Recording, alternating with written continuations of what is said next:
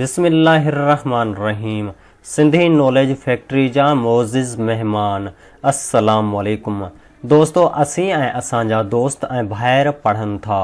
उन्हनि में के स्कूलनि में, के कॉलेजनि में, त के वरी यूनिवर्सिटी में पढ़ंदा आहिनि। छा असांखे ख़बर आहे त असीं पंहिंजी पढ़ाई लाइ को टाइम मुंतख़ब कयो आहे?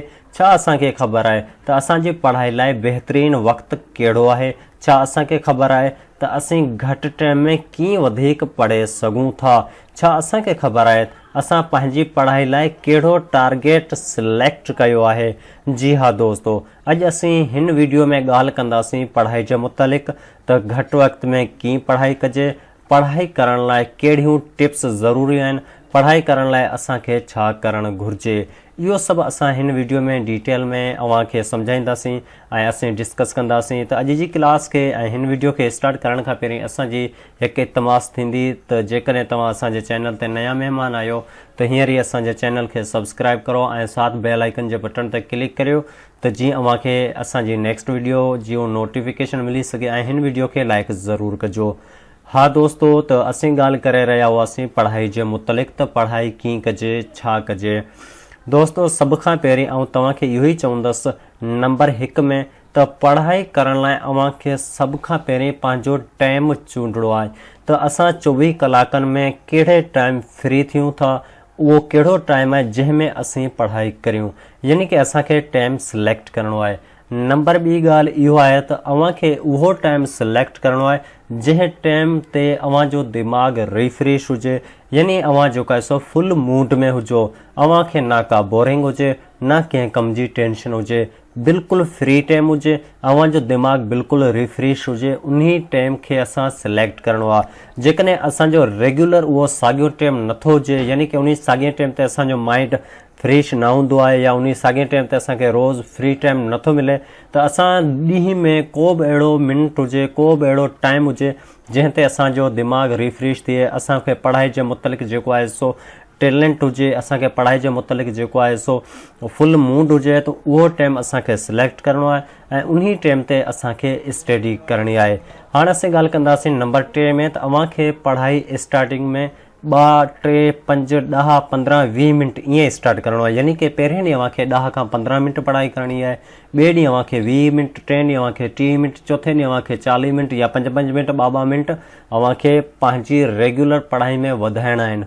नंबर 4 ते असीं इहो चवंदासीं जेकॾहिं तव्हांखे पढ़ाई जे टाइम बोरिंग महसूसु थिए त अव्हांखे जेको आहे सो 5 मिनट 10 मिनट जो रेस्ट करणु घुरिजे। अव्हां ॿाहिरां चकर ॾेई अचो, ॿाहिरां पंहिंजो दिमाग़ खे रिफ्रेश करे अचो ऐं इन खां पोइ अव्हां पंहिंजी पढ़ाई खे कंटिन्यू रखो। लेकिन नोट कजो त अव्हां रेगुलर जेको टाइम फिक्स कयो आहे उन टाइम ते तव्हांखे पढ़णो आहे।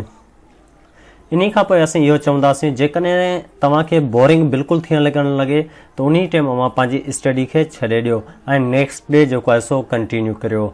असां इन खां पोइ हिकु ॿी ॻाल्हि चवंदासीं जेकॾहिं तव्हांखे कंहिं बि टॉपिक ते पढ़णो आहे त उहो टॉपिक सभ खां पहिरीं अव्हां सिलेक्ट कजो त अॼु असां हिन टाइम ते फलाणे टॉपिक जे मुतलिक़ पढ़ंदासीं ऐं उन खे क्लियर ऐं कवर कंदासीं। त उहो टॉपिक अव्हांखे पहिरीं पंहिंजे माइंड में सेट करिणो आहे, इन खां पोइ अव्हां उन टॉपिक ते स्टडी कजो। ऐं इन खां पोइ असां जेको आहे सो काफ़ी अहिड़ा शागिर्द आहिनि जेके चवनि था त पढ़ाई जे दौरान असां इलेक्ट्रॉनिक थिंग्स खे परे रखूं, यानी कि मोबाइल थी वियो, कंप्यूटर थी वियो, टीवी थी वई, इन शइ खां परे थी पढ़ाई करियूं।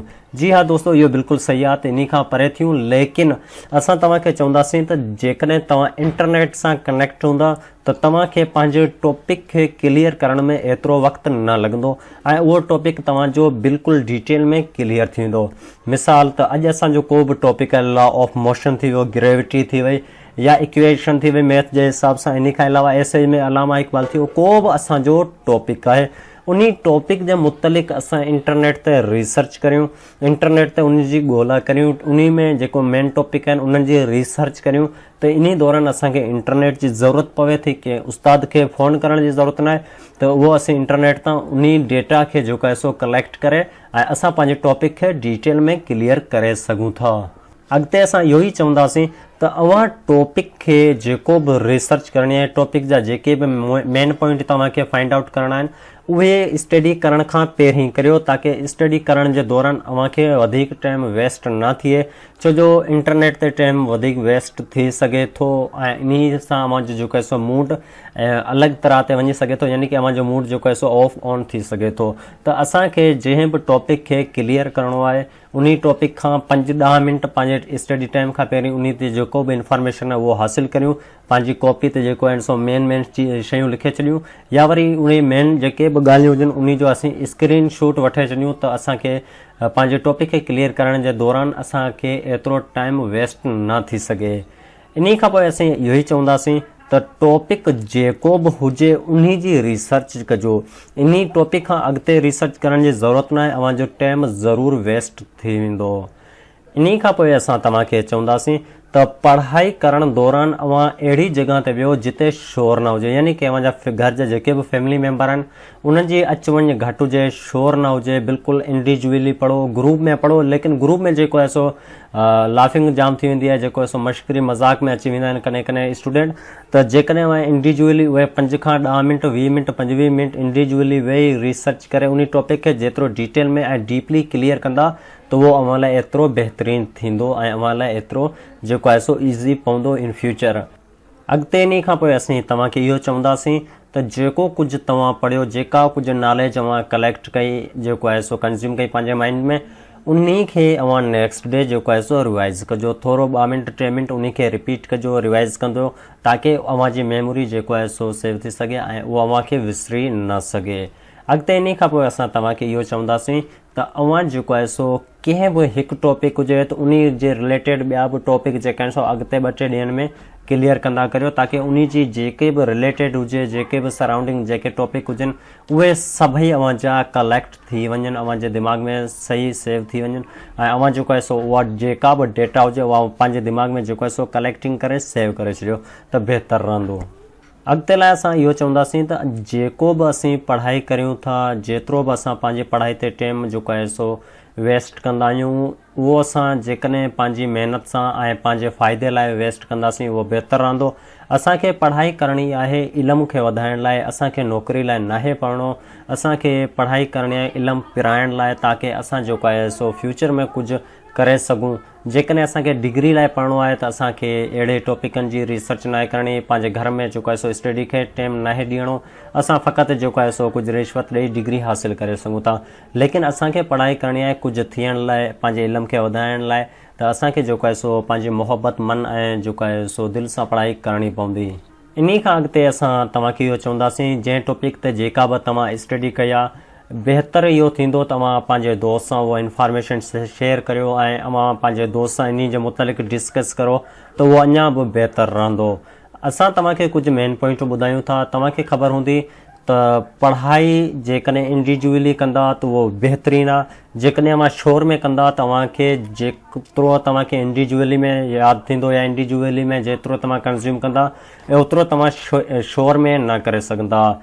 इन खां पोइ असां हिकु ॿी ॻाल्हि तव्हांखे ॿुधायूं था, जेको बि टॉपिक तव्हांखे क्लियर करिणो आहे घटि टाइम में, त असां उन जे हिसाब सां को लेक्चर, को वीडियोज़ या कोर्स जे हिसाब सां उन जी रिलेटेड यूट्यूब तां वीडियो डाउनलोड करियूं, गूगल मां उन जे यूट्यूब जेको आहे सो वीडियो डाउनलोड करियूं।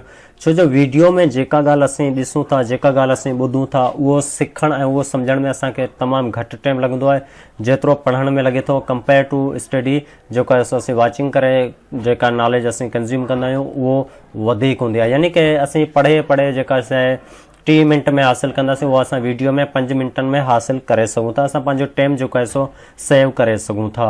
इहो बि हिकु मेन पॉइंट हुई।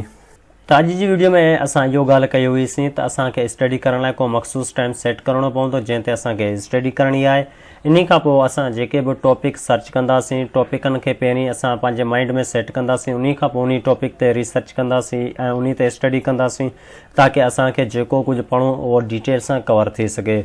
यानी कि जेको कुझु पढ़ो था उन खे सिर्फ़ु अव्हां जेको आहे सो मथां हेडिंग खे नाहे पढ़णो, अव्हांखे जेको आहे सो 2-3 लाइनूं पढ़े, बल्कि अव्हां उन खे डिटेल में पढ़ो, ताकी उन जी जेका बि हिस्ट्री आहे तव्हांखे सम्झ में अची सघे। हिकु कहाणी करे पढ़ंदा करियो। इहो सभु कुझु असां हिन वीडियो में तव्हांखे असां वटि जेका बि इंफॉर्मेशन हुई उहो तव्हां ॾांहुं शेयर कई। त हाणे असां इहो ई सम्झूं था त अॼु जी असांजी क्लास तव्हांखे पसंदि आई हूंदी ऐं हिन क्लास मां तव्हांखे ज़रूरु कुझु ॻाल्हियूं पसंदि आई हूंदियूं ऐं कुझु ॻाल्हियूं ऑलरेडी तव्हां फॉलो कंदा हूंदा। त अॼु जी वीडियो खे असीं हिते ख़तमु कंदासीं। इनशाला असीं हाणे हिकु ॿी वीडियो सां तव्हां सां मिलंदासूं। तेसीं ताईं ख़ुदा हाफ़िज़।